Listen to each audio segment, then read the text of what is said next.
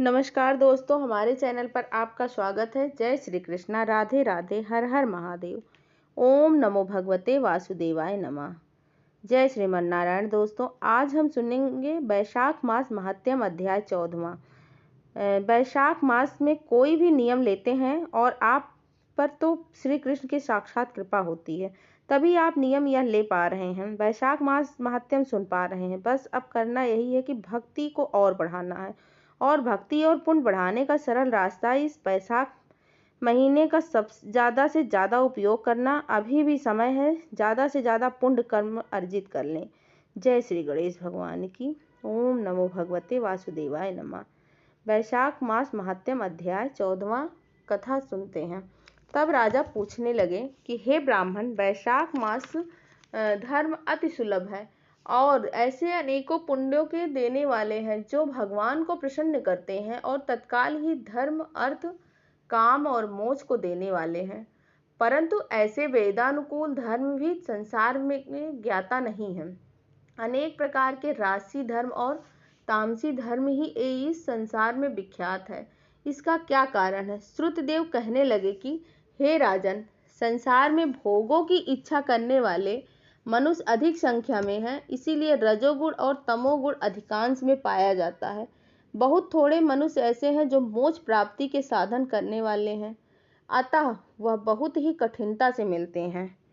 मोक्ष धर्म क्योंकि इस इच्छा रहित है, इस कारण इससे लौकिक और परलौकिक सुख के साधन होते हैं। वैष्णवी माया से मोहित होकर मनुष्य इसको समझता नहीं है। जैसे अधिपत्य के प्राप्त होने पर मनुष्य के मनोरथ पूर्ण होते हैं, परंतु वैशाख मास के सब धर्म सात्विकों के लिए कहे गए हैं और यही सतोगुणियों का धर्म है। इस पर एक पुरातन इतिहास कहता हूँ। इक्ष्वाकु वंश में नृगप्रथ पुत्र एक बड़ा यशस्वी आक्रोधी ब्राह्मणों का मान करने वाला राजा हुआ। एक दिन वह शिकार खेलता हुआ वशिष्ठ जी के आश्रम में जा पहुंचा।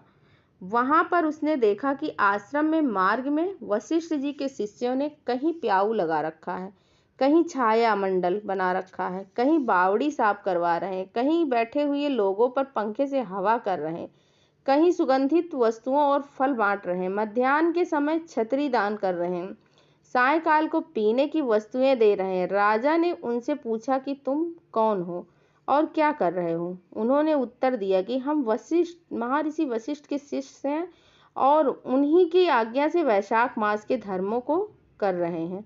राजा ने फिर पूछा कि इन धर्मों को करने से कौन से देवता प्रसन्न होते हैं और क्या फल मिलता है?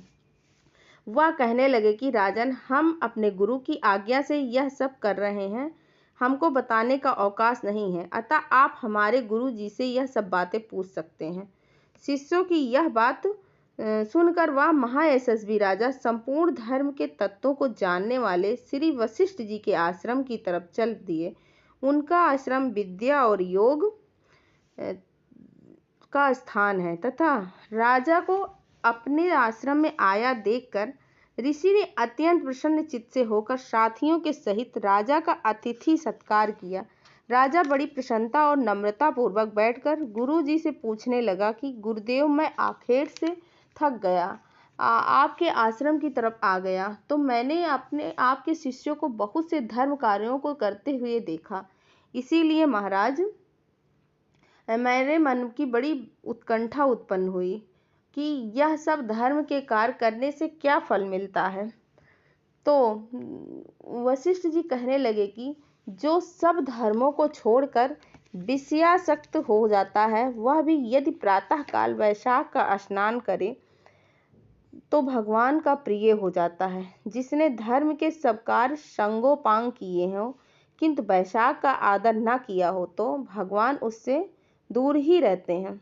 जिसने वैशाख मास बिना दान तथा स्नान खो दिया, वह इस धर्म में चंडाल योनि को जन्म लेता है।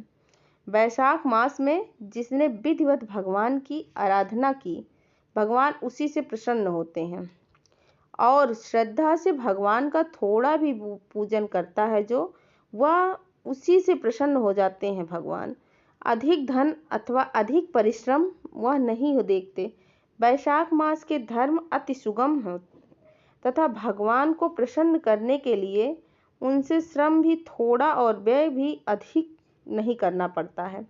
इसीलिए जो वैशाख के धर्मों को नहीं करता है वह अश्वमेव दंडनीय है।